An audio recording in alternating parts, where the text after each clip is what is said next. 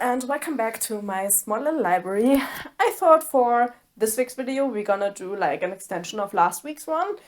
Because last week I talked about all the popular books I personally disliked, and so I thought to kind of like round it up, I would talk about the popular books I actually really liked and loved and really adored. And yeah, I thought that would be kind of like a good contrast to last week because I ranted about my feelings for so long about why I hate disliking books that I thought this week we needed all the positivity we could get. And yeah, I don't know, I have like 10, 11 books here that are quite popular or were quite popular at the point of coming out, and which I absolutely love. And you will kind of see a theme because most of these are fantasy books. But yeah, let's dive in and look a little bit at the books that I personally absolutely love, and I think the hype actually fitted to my tastes, and so yeah, I was really happy about those books. And we're gonna start with a classic book.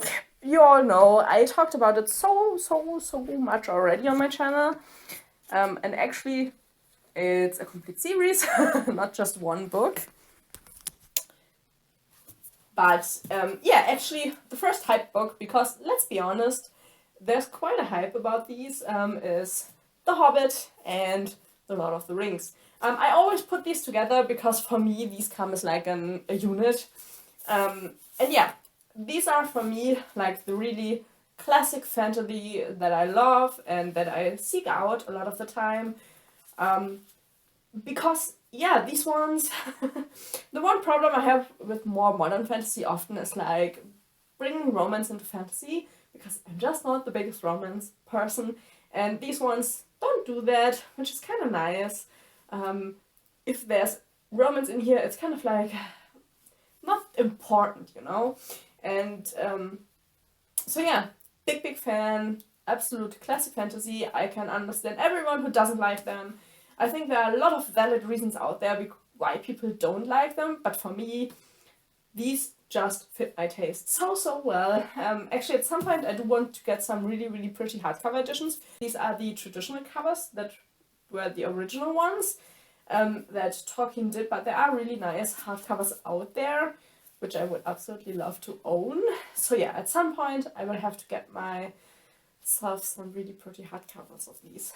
But yeah, I thought we'd start with that classic just because I talk about them so often. And yeah, obviously I'm going to talk about the books I love, you know, but I think you've all seen them and probably over it, but yeah. The second one is one I only read recently, but yeah, there was pretty much a hype about these, The Hunger Games. I never read it when it came out. I only watched the first movie, just because I'm not the biggest movie person. Like, I like movies, but it's not like I love a lot of movies, you know? So I only watched the first one. But yeah, I also only read the first book in the series. But I don't know, I had quite high expectations just because there was so much hype about the book. And even though I only read it recently, obviously that was still in my mind. But yeah, I didn't think it would be that good, to be honest. So this was a really unexpected fave of mine, to be honest. And yeah, I'm really looking forward to continuing the series. I'm just not that fast with reading series, so yeah. But yeah, absolutely great sci-fi. Yeah, even though our main characters are quite young, I think the book reads really mature, which I personally really like. So yeah, big fan. I can understand the hype around the whole franchise, even with the movies. I also really liked the first movie. I know it will get worse for me because of the forced romance in here, but the forced romance, I'm gonna put that in quotation marks, but yeah, I know that is kind of a big plot point later on as well, which might make it harder for me, but that makes it even more important to point out that I really love the first one, because even if I don't like the second one as much anymore, it is still a favorite that was really popular, you know, and I don't think it's necessarily important to continue series or finish them. You know, sometimes I just read the first book in a series, I'm fine with that. I like how the story ends, and I will just stop there because I don't necessarily need long series of the same characters. I personally love to read about all different kinds of characters, and so yeah, the more series I read, obviously the less different characters I will see in books. That being said, I'm a big fantasy fan, and sadly fantasy is like a really series heavy genre, to be honest. Then one where I also sworn myself that I will never read the second book, but absolutely understood the hype of the first one, and that is Ready Player One. I also haven't watched the movie. I'm not interested in watching the movie. For me, this one is a standalone. Yeah, there's a second book out there. I don't know. I think it's called Ready Player Two. I don't know. But I think the story of this one is perfect the way it is. I don't need a continuation. I think it stops perfectly. There doesn't need to be more. So yeah, absolutely a favorite of mine. I just love, I'm a big gamer. So my second biggest hobby is gaming. And yeah, I do collect video games just as much as I collect books, which is a problem in itself. But yeah, I'm a big gamer. So obviously the topic kind of spoke for itself. And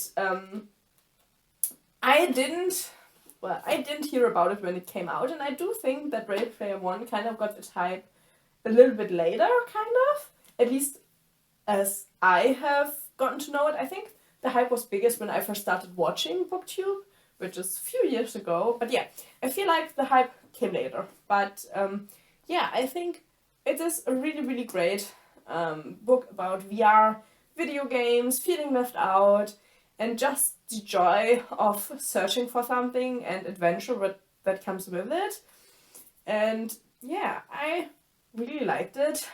But yeah, there isn't a second one out there. I don't know. The second one really didn't have the same hype. It isn't supposed to be good. Well, supposed to be, all opinion. But for me, the book ended at a perfect point, and I will not ever continue with that one. Next up, we have one that came in the wake of like Greek mythology really being in, which I don't think that has stopped. Like, I think we're still in the era of like Greek mythology. It still seems like there are a lot of books coming out with the topic, and to be honest, I'm not mad about it. I studied Egyptology in university. I never finished my degree, but yeah, that was what I studied, and I also took a lot of like Greek courses like the Vases and stuff like that, and I really liked those. So yeah, I also really like Greek mythology, and I know a bit about it. And so one I really like is Circe.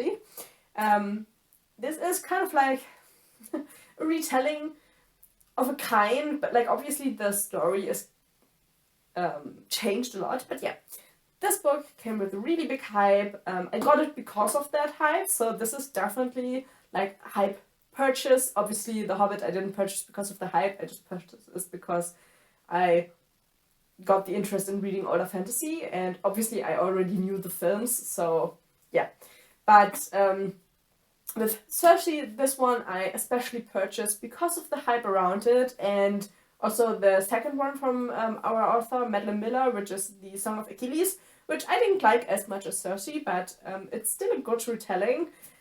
So yeah, this one obviously is about the story of Circe, and it is quite a feminist book, I would say, because obviously there is a lot of like speaking bad about women in Greek mythology. The women always seem to suffer in mythology, and so yeah, this one obviously has that as a topic as well. But I thought it was quite well done, so that it was enjoyable. I think sometimes, especially if you like study history, sometimes those texts can be really, really dull as if you read about a story, because obviously there's a lot of like interpretation and stuff. So I think retellings are a really nice thing to kind of like mention stories to people without giving them like a lecture about what actually happened. So yeah, I am personally a big fan about retellings. Not so much for fairy tales, but yeah, Greek myth retellings, big fan. Another big hyped book is Percy Jackson. or a big hyped series in that case, and that one I also really enjoyed, but I thought I'd just pick one to show you, so the video isn't like another 30-minute long video, because I seem to have a problem keeping these videos a bit shorter. A different book that I bought just because it was mentioned so much on BookTube is Strange the Dreamer by Laini Taylor. I have this really, really ugly copy.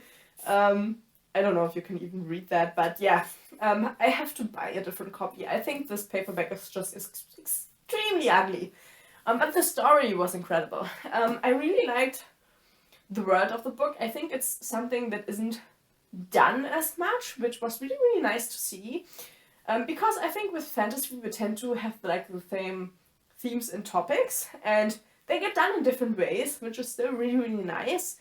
But yeah, you know the orcs, yeah, you know elf, you know the fae, you know, that are topics that are quite a lot done.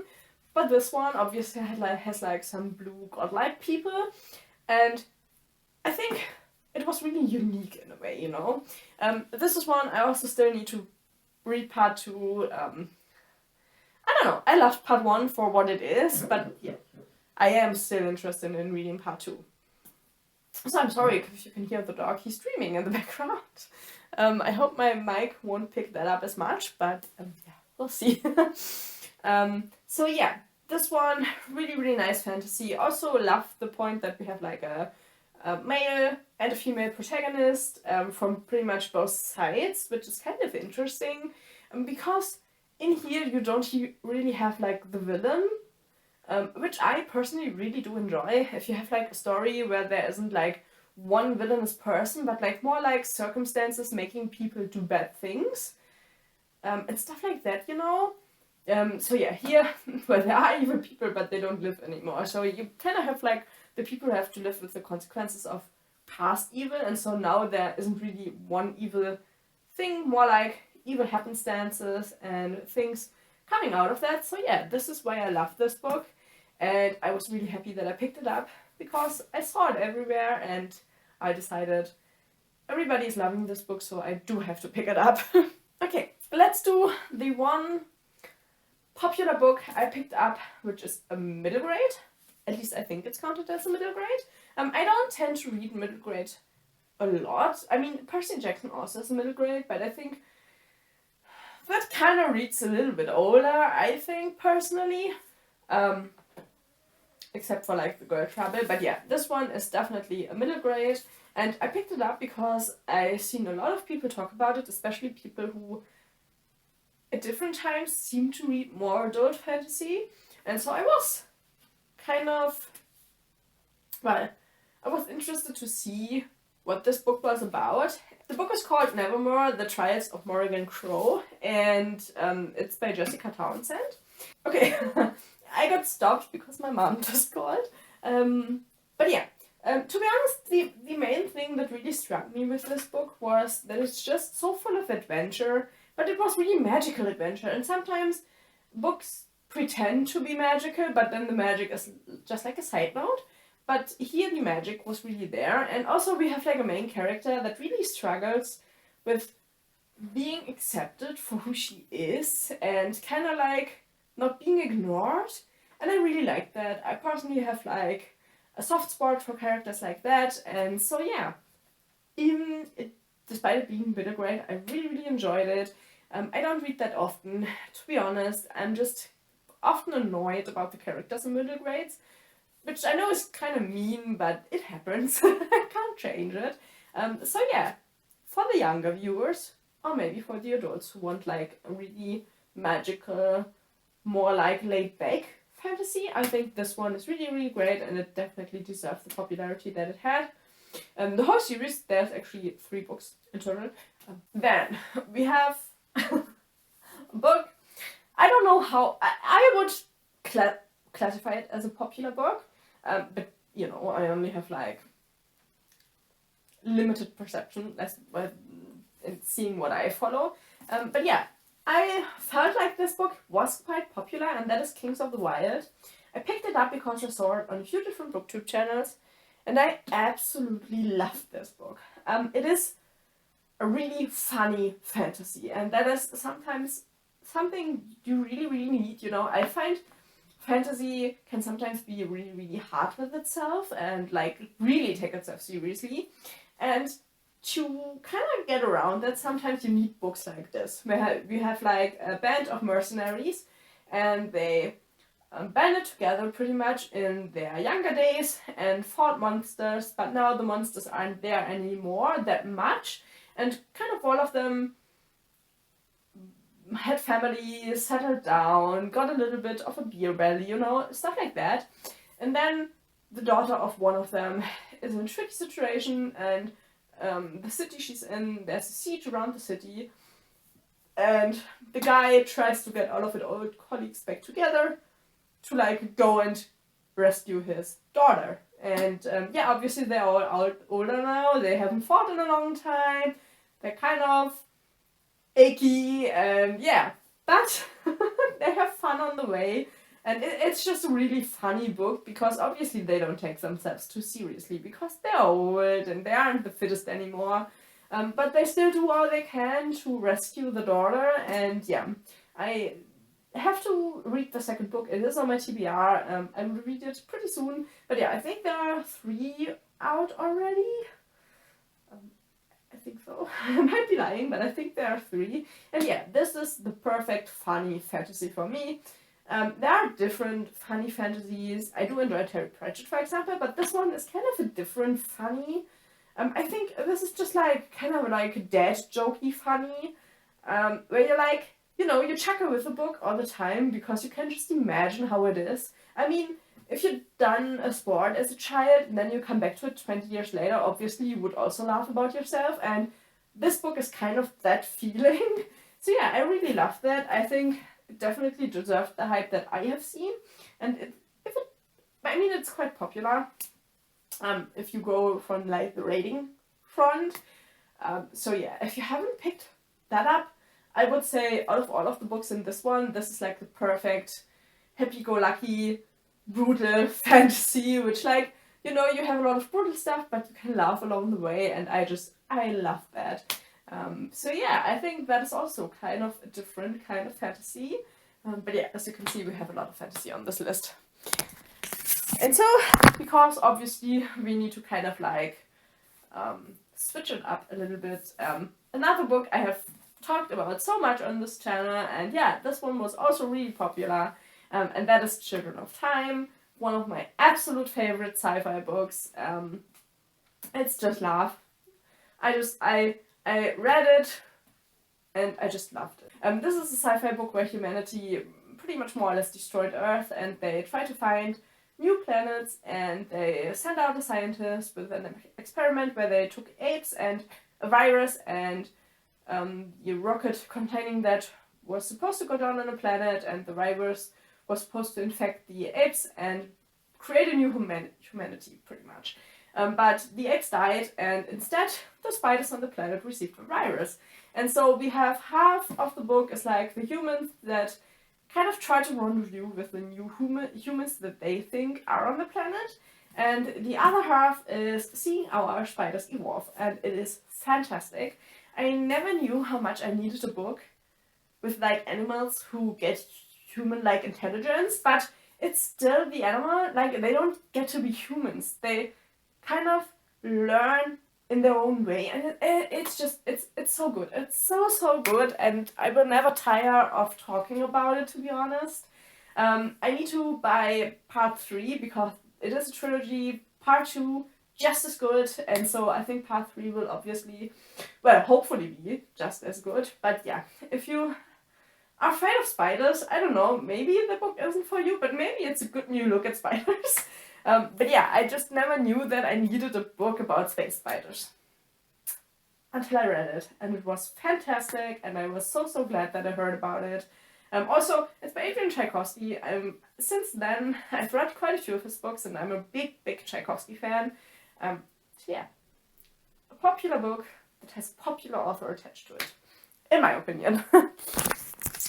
And then, because I couldn't not mention it here, it is The House in the Cerulean Sea. I mentioned it in last week's video as like a positive example of a hype book that I really liked, even though I thought I wouldn't, because this is fantasy romance novel. where you have like a social worker, and you have a world where there are humans and then there are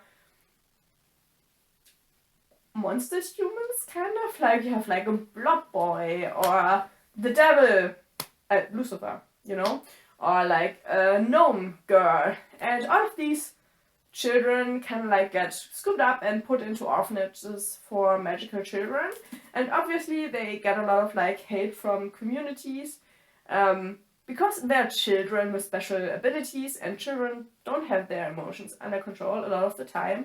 So you can think about problems with that. But yeah, we have our main character, the social worker, who's supposed to go to this orphanage where Lucifer lives, and he's supposed to look that everything's going great, and the headmaster of the orphanage where he goes kind of makes pretty eyes at him, and yeah, from there on we go. But yeah, I really loved this book. I think if you just want like a really interesting fantasy that just feels nice by reading it, even though there are bad things happening in here, I think the overall tone of the book is just this really hopeful, lovely tone, which I would never have thought that I would say that is what I actually enjoy reading. But yeah, this book taught me that I also really do love books that have like just this really lovely undertone of like people coming together and finding hope in each other. And yeah, so I think that is absolutely deserving of the hype. I haven't read anything else from the author, so I don't know what the rest of his books are like, but yeah, this one I thought was really, really good and really outside my comfort zone. And in the end, it turns out that sometimes popular books are popular for a reason that I also enjoy. Now, we're coming to like the last two books, then I can let you go. But yeah, we have one more sci-fi, and that is Project Hail Mary by Andy Weir. I could have also took The Martian, but these two were also very popular books, because they have like a really science-heavy plot, which I found to be incredibly interesting. Like, the author really explains a lot about all the going-ons and what the humans are doing to keep going. And in Project Hail Mary, for example, there's like this force out there that seems to dim the sun, and humanity obviously has to kind of find out what they can do. And so to do that, they send a spacecraft towards the sun, and when our main character wakes up, his crewmates actually died on transfer, and he is alone, and he has to try to find a way to save humanity. And on his way, he meets an alien, and they try to fix this together. So yeah, this book, but I think it's more the author that was really popular. Obviously, The Martian also got a film that was really popular, so you know, that kind of all was popular about that situation. But yeah, for me, this one really stands out. I like the scientific explanations, even though I can't understand all of them.